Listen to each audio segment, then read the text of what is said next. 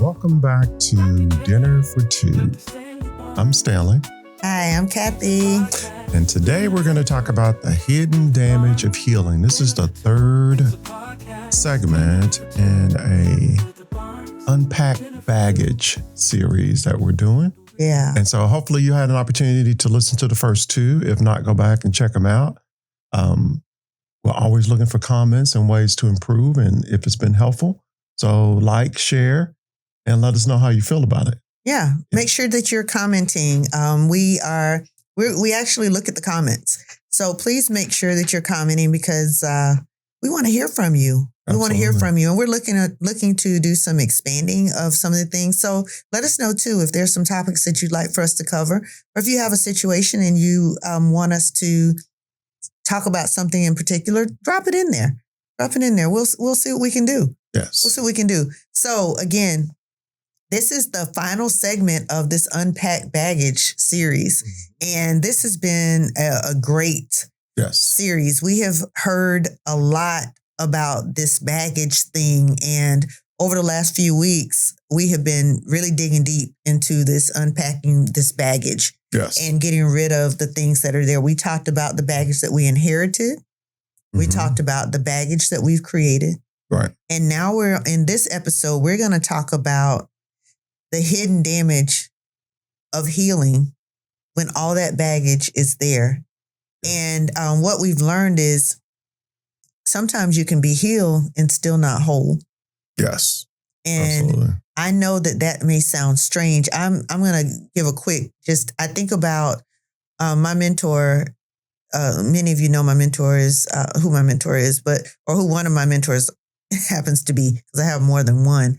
And I'm going to tell you, everybody needs one. So if at least one, but the right one. But that's a whole nother story. But when I think about one of the stories that my mentor has shared was about an injury that he had, or that his father had. And he said they were playing basketball one day and his father jammed his thumb. And his thumb was like, he broke it or something. His pinky finger. Okay, well, something on his hand. One of these things, finger. One of these five, something broke. Something broke.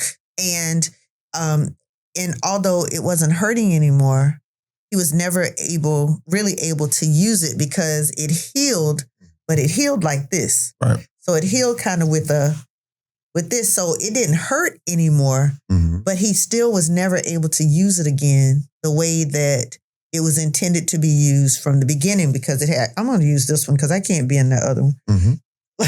So maybe I need to, oh no, don't do that. Don't do that. Don't do that. So anyway, because it was like this, he was able to stretch his other fingers out, but he wasn't able to stretch this one out. So he still never got the full use. He was never whole again. Right. So sometimes you can have things that have been healed. It doesn't necessarily hurt the same way, but it doesn't leave you whole. So you're going to have to figure out, we're going to have to help you figure out, you're going to have to find ways to ensure that when you're healed, that you're also whole. Okay. All right. Makes sense. What you think? That makes perfect sense.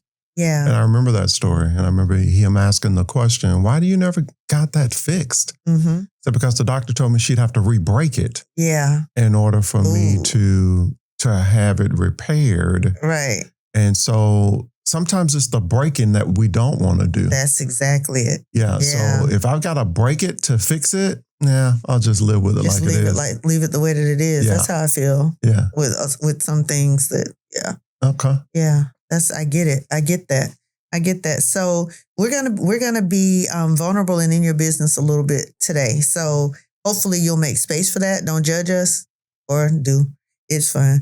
But we're talking about something many couples don't realize is actually happening. You're in therapy. You've prayed. You've journaled. You fasted. You thought you were healed, but you realize in your relationship that your relationship says otherwise. Your relationship says that you're not whole. Right. You're not whole. So what do we do? In this episode, we're going to talk about the hidden damage of healing. Right. Because sometimes being healed doesn't necessarily mean that everything is back in place. What? I just thought about a story. I heard this minister was talking about that, in when we were growing up, it was a bunch of faith healers. Yes. And so this blind lady came up and she wanted to be healed from blindness, right? So he comes up and he touches on her head and pushes her back. He's like, let her go, let her go. And he was like, there were steel columns all through the church. And this lady was just bouncing off of one steel column to the pastor was like, hold on. Somebody get her and guide her back to her seat. Right. Because you can want something so bad till you can, it goes back to the first episode. We say people can have a good intent, but give you some bad information. It was funny, but it wasn't funny. Right. So she had a bunch of bruises and along with being blind. She was still blind. She was still blind. But now you have some other stuff. But now you got other stuff wrong with you. Now your head tore up because you hit that floor too many times. I get it. And I believe in healing. I really do. I believe in faith healing, but I do believe I also believe that there's some foolishness out there. No doubt about it. There's some foolishness out there. So be mindful. Mm-hmm. Be mindful. That's why I don't let everybody can't like. Well, when I saw your line that says the danger isn't the wound, it's thinking that it's already gone.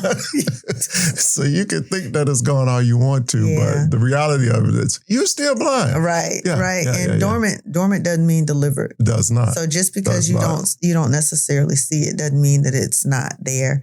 So let's talk about the illusion of wholeness. Mm-hmm. Yeah, that's where we are. Healing isn't a moment. I want us to think about healing as your maintenance plan. That is what you're doing over time. Mm-hmm. Healing doesn't happen in a moment. Now, I do believe that there are things that happen instantaneously. Yes. So I don't want you to confuse that with what I'm saying. Don't hear what I'm not saying and don't pick up what I didn't drop. But what I do want you to think about is that healing requires steps and stages. Mm-hmm. There are layers to healing. There are processes to healing. And sometimes we'll say, okay, I'm over it. But are you whole? Is your finger straight? Right. Is your finger straight?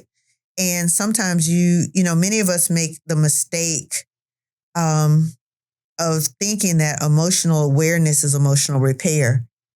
And because you're aware that something bothers you doesn't mean that it's completely repaired. Mm-hmm. Yeah. That requires some thought right there. You need to let that soak in for a minute. Because you can be aware that something needs to be done and still not do anything about it. Right. And so that means that the actual change has not happened either. Right. Yeah. And you can be aware that you can think that you're going through some processes, but if you're not doing the work, it doesn't mean that it's being repaired. Right. And you can put a Band-Aid over something to keep more injury from happening, but it doesn't mean that thing underneath it is healing. Right. Sometimes you need a tetanus shot or some antibiotics or something. Right. And you can put a Band-Aid over, something that's bleeding out and just keep changing the Band-Aids. And it doesn't mean that it's going to stop bleeding. Okay. So, I want us to think about, the what and the why behind your pain, but you're still bleeding in the way that you speak, in the way that you pull away, in the way that you shut down, in the way that you react when something is said, and the things that trigger you. So you may be, smiling publicly, but you're shutting down privately. And this is in relationships. This can be in interactions. This can be in anything that you're dealing with. And this is one that gets me. You can be forgiving with your mouth. Mm-hmm. Your mouth can be saying you're forgiving. Your heart can even say you want to forgive because you know that that's something that's required. Right. But you are hanging on for dear life to that thing. And a lot of times that starts with the individual. Like you said in the last episode, you got to start with you. You got to forgive yourself first. You got to do the self-inventory and find out where you are and why you feel the way you feel. Because it's going to be difficult for you to say either you forgive somebody and you're not forgiving you, or you love somebody, but you don't love you. Right. Yeah, that's going to be a tough one. Right. So you got to evaluate all of those things. Right. Yeah. Right. So I guess for me, I want us to think about, do we prepare? Are we in a constant state of preparing for betrayal? Some people are. And how do you think that impacts a relationship?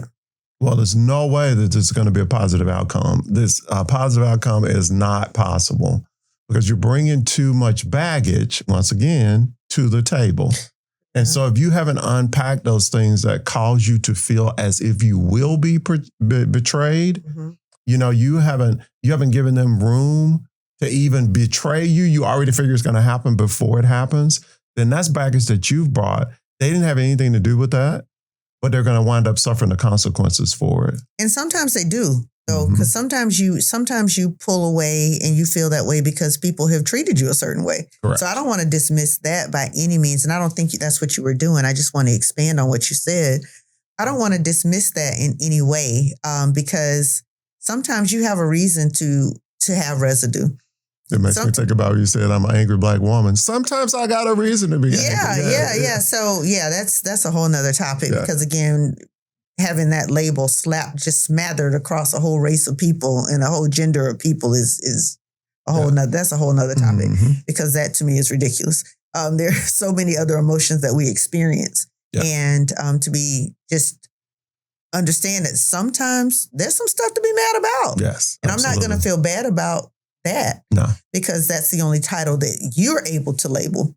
That's the only thing you're able to identify. So that's a whole nother story. But I want you to think about, the illusion of wholeness is created when we think something is fixed, but it still shows up in our spirit. It still shows up in the way that we do things. It still shows up in our interactions. So we can say all day, I'm good. I'm good. That works. I'm healed. I don't care about that anymore. But do you think about it still? Right. There's residue. Yeah, there's residue. And that residue needs to be unpacked. Okay. Because I want you to know that's not weakness. It's just residue. Right. It's not weakness. It doesn't mean that you're not trying. It doesn't mean that you're not doing a good job. It just means that there's more work to do. Doesn't mean that the plan is not working. Right. Yeah. It just means that there's more work to do. Yeah. Yeah. So don't beat yourself up because what your faith tells you need to do and what your actions are telling you, what your mouth is telling you you need to do, and even sometimes what your heart is telling you you need to do is not there yet.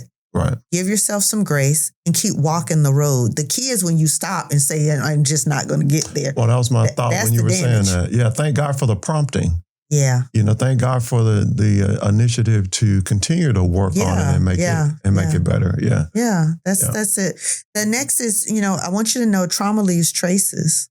That's the residue we're talking about. Yeah. So even after you heal, traces of trauma lingers in your nervous system, in your expectations, in your boundaries, or the lack of those boundaries. So even after you say that you've healed, I want you to look for the traces that linger.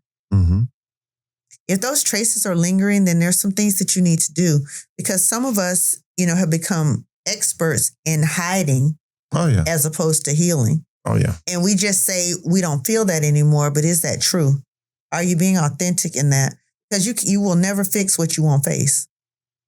Correct. You will never fix what you won't face. So be mindful and be honest with yourself. I thought I was over that, but I'm not. That got on my nerves. That triggered me. Right. And then say, now let's dig. Like I can't just say it triggered me and I'm going to keep moving. No. You say that triggered me. Let me figure this thing out. And then ask yourself some questions. Ask yourself, what about that set me off? Right.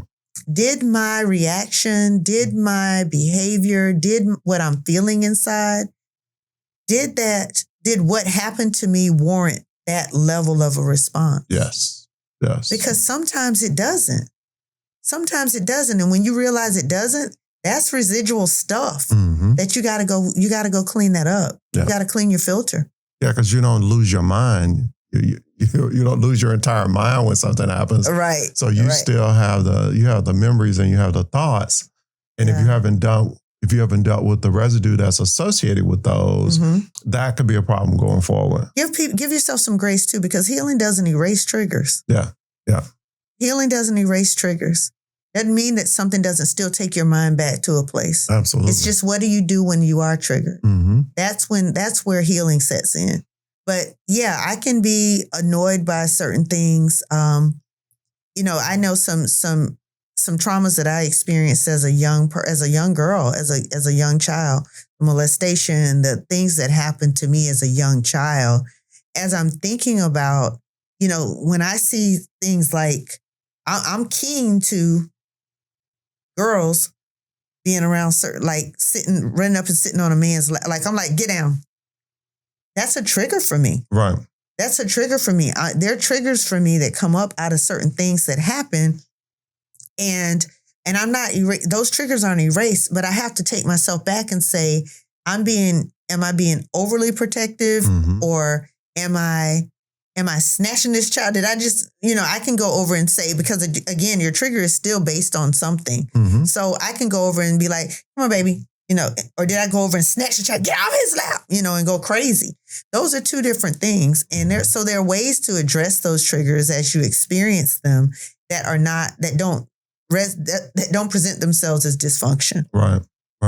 Yeah.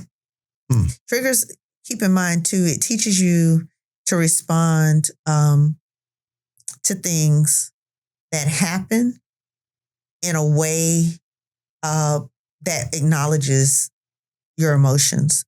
Remember that your emotions are indicators, not dictators. So as you start to see that something is happening inside of you around something, that's a good thing. That's a sign that something is still there. Right. So don't dismiss it and don't pretend, that it's not important. It is important. Right. It's just, again, going back to how you respond to it when you see that or when you feel that thing. Well, that needs to be said again. They will say it because I don't know what I said. Yeah, I mean, they're not dictators. They're indicators. And so you don't want to be a person that's void of emotion. No. So you've decided that I'm just not going to feel anything. I'm just going to walk through this world and I'm going to be okay. That's such a lonely place. Yeah, they're not dictators. So you don't have to be controlled and manipulated by your emotions. Right. They're indicators that something is different here. So I need to address whatever this is that's causing this feeling. Yeah. That's important. Yeah, it's important to know that emotions they're healthy. They're healthy indicators of things that are going on inside of you. Right. But they are not requirements to act a fool. Right. Or they're not requirements to do things that are outside of the norm or outside of the things that you should be doing as you define and you decide. So, just be mindful of that. Healing doesn't forget your memories. It puts memories in the proper place. So, and healing isn't just clarity. It's really about change behavior. Right. It's your behavior that changes based on the things that you experience. And that's when you know that you're healed. It doesn't mean that you don't feel those things. Like I said, it doesn't erase your memories at all. By no means does it erase your memories or help you to forget. But what it does, what healing should do for you, is make it more manageable. Okay. It should make it more manageable. Tools, adding tools to the toolbox. Yep. So let's do that. So, of course, you know me. We built an acronym around this. So our acronym is, we're going to share with you a framework that we created called the R.E.P.A.I.R framework. So how do you repair? How do you repair? Well, the R is recognize the residue. So we've been encouraging you to reflect, self-reflect, take a look at why you have the emotions, understand that they're not dictators, but they're indicators.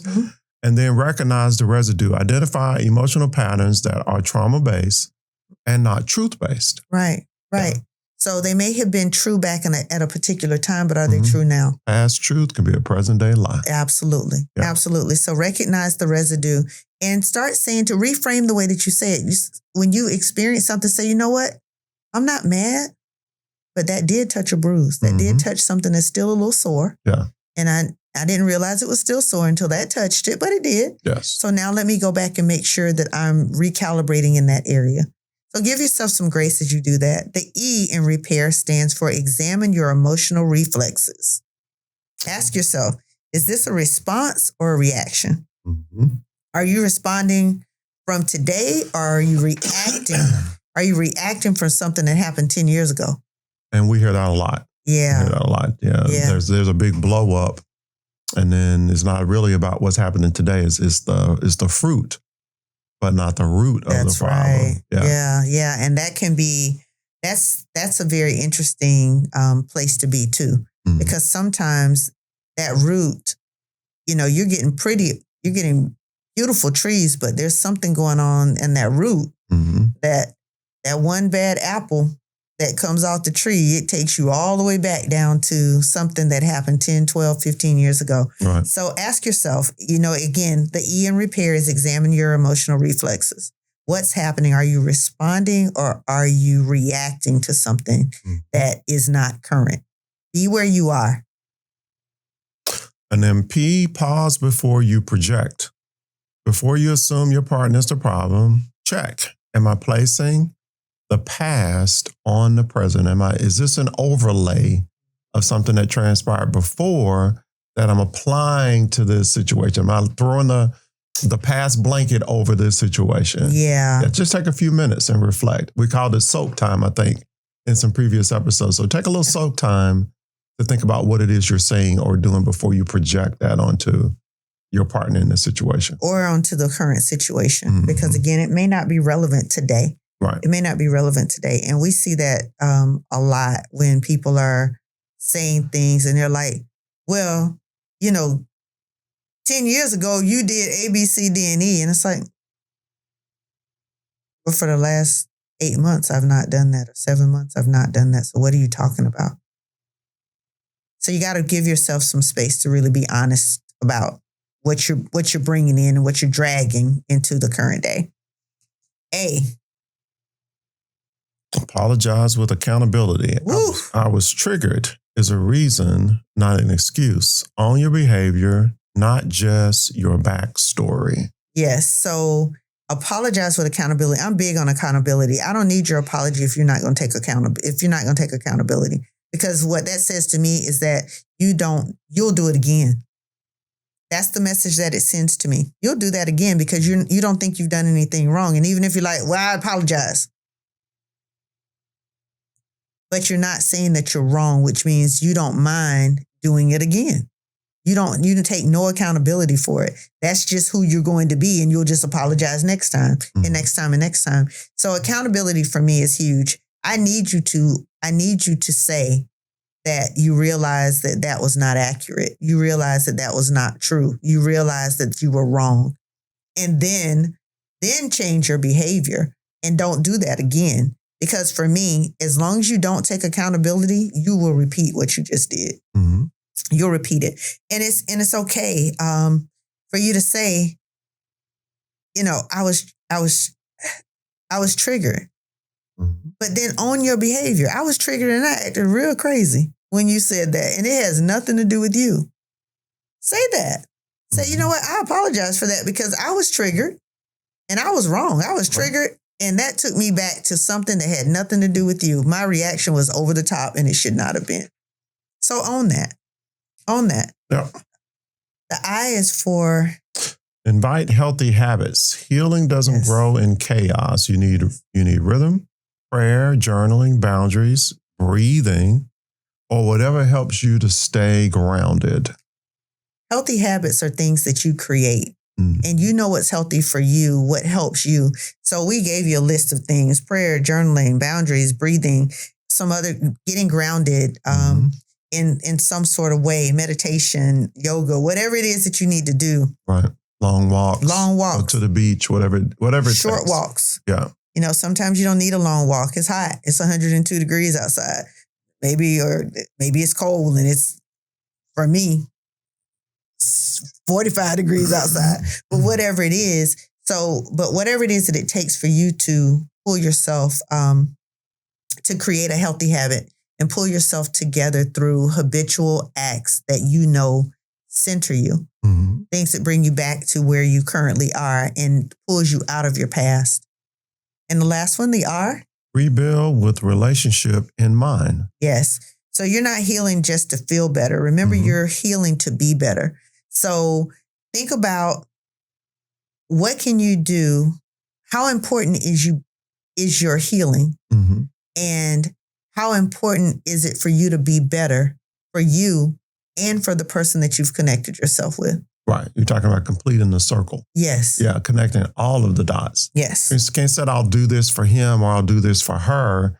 No, it needs to be collaborative so that you know that both of you are going to receive a benefit. You talk about, you say, well, I won't say fair. Let's just say equitable. We want to make sure that things are equitable in a relationship.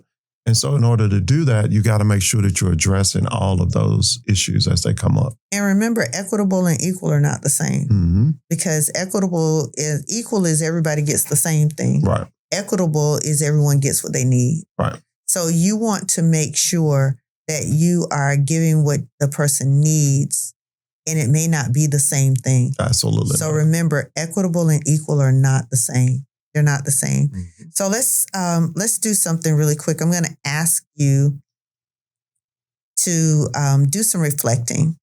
So as you reflect, we want you to ask yourself, where do I still see evidence of old wounds in my current reactions? Where do I still see evidence of old wounds in the way that I respond to things?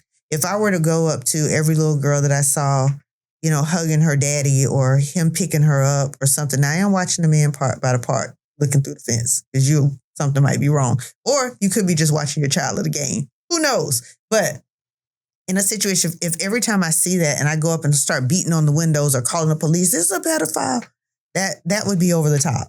That would be over the top. That would be something that's residual. But I can say that when I see things like that, I'm in tune. And I watch the interaction. I watch the little girl's face. And I watch to see if she's trying to pull away. Not like, Daddy, I want to go play, but she's uncomfortable. I watch for things like that. I watch for men who are always pulling on little girls and wanting them to hug them. I watch for things like that. So because those things are triggers for me. Those are very real things for me. But I also know that my reaction can't be that everybody is this thing, because everyone's not. So with that, ask yourself, where do you still see evidence of old wounds in your current reactions? Also ask yourself, when was the last time I said sorry for how my pain spilled over? When's the last time you apologized and took accountability for how your pain spilled over into your current relationship or into your current space? When was the last time? That's a good one. Yeah. What do you think? I think that's a good one. And that's not something that people are generally going to consider. When was the last time I said I'm sorry for how my pain, how the things that I've endured, not anything that you did, but the things that I've endured, the things that have caused me injury. When was the last time I said I'm sorry for those spilling over into this relationship? You got to be super self-aware in order to do that. Yeah, you got to. You definitely have to. What's one relationship I can start to support my... What habit? What habit? Mm-hmm. What's one... I promise I can read. What's one habit I can start to support my healing and our relationship? Mm-hmm. What's one, just one, not a million, just one. Right. What's one habit I can start to support my healing and to help better serve our relationship? These are some good tools today. Yeah. So ask yourself those reflection questions and do it separately so that you can do some thinking first and then have some conversations around it. Remember, we talked about your check-in. So make sure that you do that. And if you can't do it with your partner right now because you're working on building those things, then think about doing it with a friend or doing it somewhere with someone who will help you be really honest with yourself and will do it with love and care. Very good. All of those are very good. Okay. All right. So we're going to leave you with a challenge. Our challenge is your healing is personal, but its impact is relational. So let me say that again. Your healing is personal, but its impact is relational. It's in every relationship that you have, everything that you deal with, it's there. So this week, we're going to challenge you to do a few things. One, pick one habit to replace. Mm-hmm. That could be a defensive tone. That could be a way of dismissing yourself from conversations. It could be a way of shutting down. And replace that defensive tone or replace those things with curiosity. Try that. Find one habit and replace it with curiosity. Mm-hmm. Questions. Things that will get you clarity and help you feel better about the situation that you're in. The next one? Two is identify one person you need to extend grace to. Mm. And that may even be you. You may have to start with you. Wow. But that's good. Think about one person that you need to extend grace to. Yeah. And, it'd be good if you started with the person that you sleep with. If you haven't done it already. Yeah. That might be a good place to start. And the last one, schedule a healing check-in this week.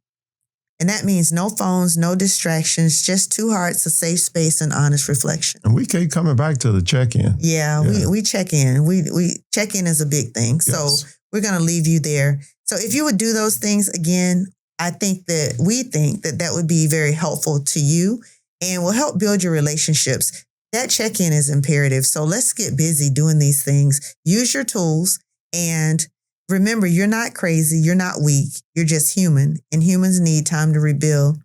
So keep showing up. Mm-hmm. Keep repairing. This table isn't just for dinner. It's for a deep, honest connection. So we want you to know that we are concluding the Unpack Your Baggage series. Yeah. And again, if there's something that you have questions about or whatever, leave it in the comments. Please go to the comments, make a comment, and then check back on an answer, because we will be checking the comments and we read those. We do read them. So we want to make sure that we're able to be of service to you in multiple places and ensure that we're continuing to help you build as we continue to build. Because again, we don't have it all right, but the things that we do have right, we want to share. And for the one that mentioned emotional hostage, yes, we did get that. Yes. We got that one. So we will deal with that at some point. Yeah, that's a good one. Yeah. Yo, let's talk about that. Let's pull that up quickly. Okay. All right. So with that being said, this concludes this series on Unpacking the Baggage. Thank you for hanging out with us. If you've missed episodes 1 and 2 or part 1 and 2 of this Unpacking the Baggage series, go back and get it. It's good stuff in there, and we try to leave you with tools every time. So hopefully we've given you some things that you can use. And we'll see you next time. Dinner for Two. Dinner for Two. Remember, permission to love yourself has been granted. Take care.